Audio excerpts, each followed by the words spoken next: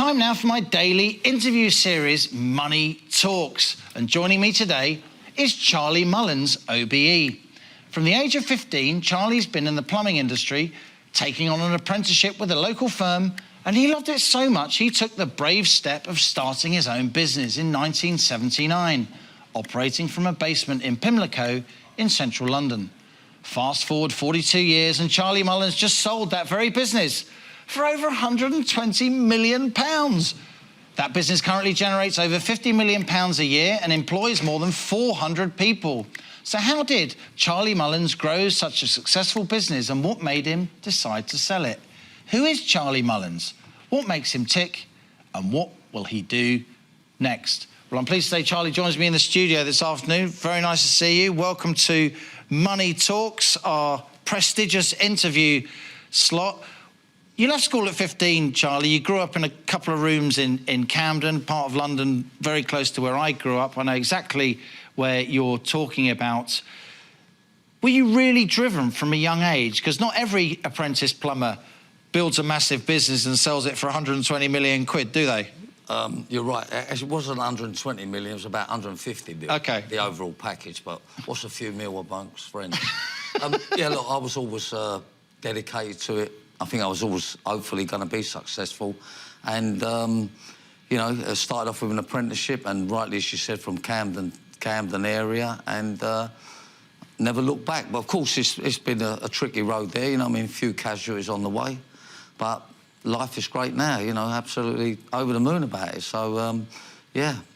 What is it that made you different from your mates at school? I'm sure you grew up with many entrepreneurial, energetic people at school, just as I did, but not everybody was able to have the confidence that gave you such success in business, such drive, such determination. Where does that come from, Charlie? Well, I think, I mean, it comes from, you know, I had quite a poor background, well, you know, very poor, actually, but, and I think the will to want to sort of improve your life and get something out of life, that played a big part of it. And you know, I was starting doing work when I was about 9 or 10 years of age, all the odd jobs, and, you know, left school at 15. And, you know, I look back now and I realise it was a big mistake. I should have left at 14 because, well, it's pointless being there if you know what you're going to be doing. And, you know, I was never that academic, but, yeah, I could work hard and had a lot of drive and enthusiasm. What made me different?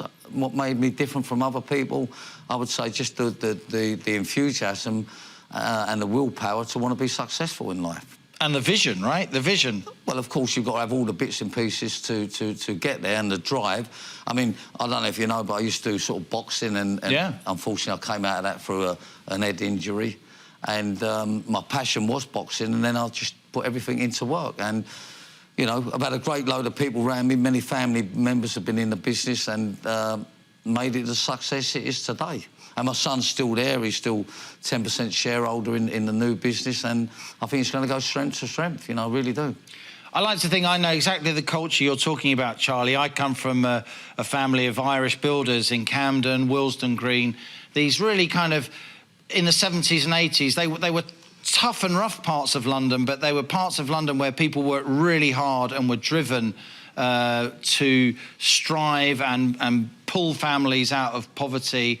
And you're a big part of that story. Did you need to raise capital? Did you need to raise cash to launch your business? And if you did, how difficult was that for, with all respect, a working class lad with no qualifications except a plumbing apprenticeship? Yeah, well, you know, to be perfectly honest, I didn't really raise money much. I put everything back into it. But, you know, I dealt with the banks once and, you know, to raise a few quid to buy a premises for it. But, you know, they're crooks in suits, and let's not kid anybody. I know I shouldn't say it, but I've said it. You know, I think it was like 17% interest. You're nearly laughing, you make me laugh. They were about 17% interest at the time, so, you know, it's just ripping everybody off. Anyhow, I got through that. I nearly went bankrupt by borrowing the money off them, paid it back, continued working hard, and, you know, I think if you've got the right people around you and you've got the drive, and let's not kid anyone, you know, the main ingredient is hard work. And, you know, here we are today, most successful plumbing company in the world, most recognised plumbing company in the world, and it will just carry on to continue with that. And rightly as you say, it's the right formula that we found. What do you think of the UK economy going forward? How optimistic are you about the UK economy? What do you think about the level of skills in the British workforce at the moment? Yeah, well, it's a massive shortage. I mean, unfortunately, a big lack of apprenticeships, and government should have been a little bit more switched on. When Cameron and Osborne was there, was working quite closely with them, and the apprenticeship thing was booming. But unfortunately, they put it on the back burner. We have a massive skills shortage, and if you think plumbers are dear now, wait for a few more years when there's even less of them.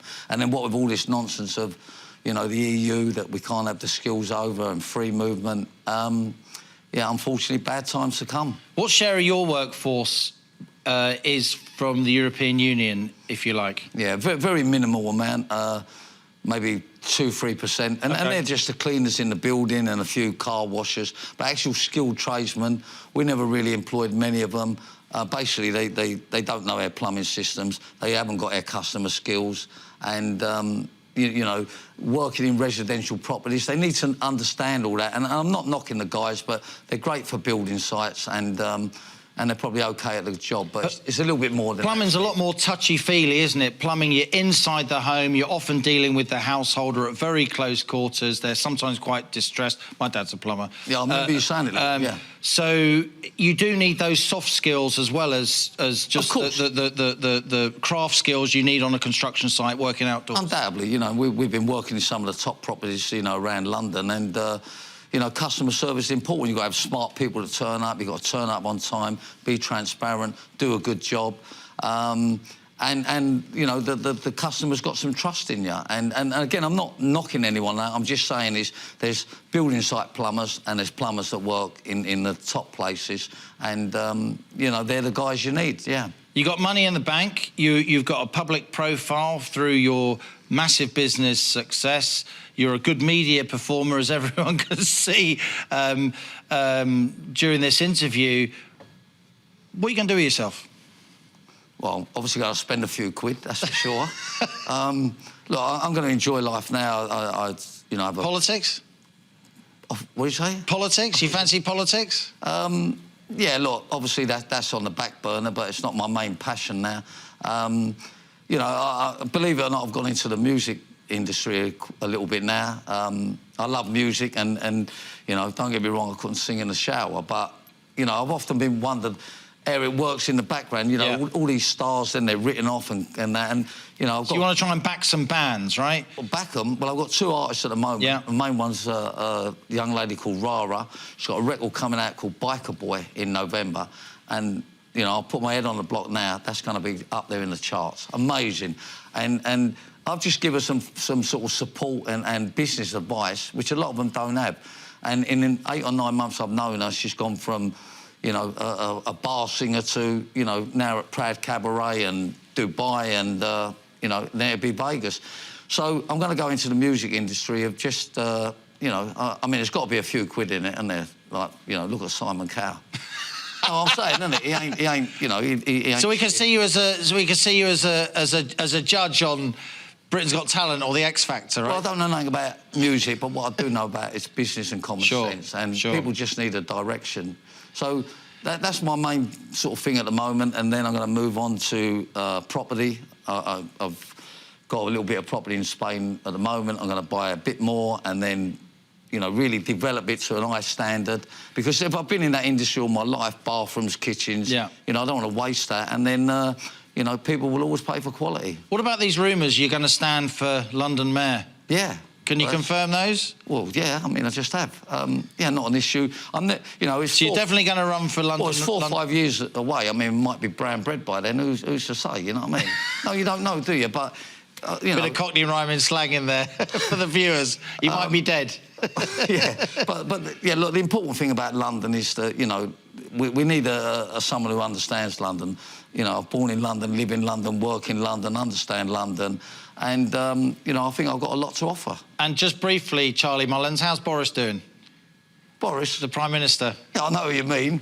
Well, I mean, everyone can work that one out, innit? I mean, we're out of 10? Oh, come on. Out of 10, 5 out of 10, you know what I mean? 5 out of 10. I mean, he needs to get into apprenticeships properly, and he needs to start getting people back to work and get the economy going. maybe they just need a few people in the government with common sense. Minister Charlie Mullins. Oh, Liam, your book is unbelievable that you've brought out. Unbelievable. Our Home Truths. Yeah, that's very kind of you. We didn't plan that. No, it's not a plug. And, you know, I've spoken to a few people. The Spear Group, they say hello to you and they love your book, mate. That's very you're kind. Great inspiration to a lot of people. That's very kind. Your usual fee, Charlie.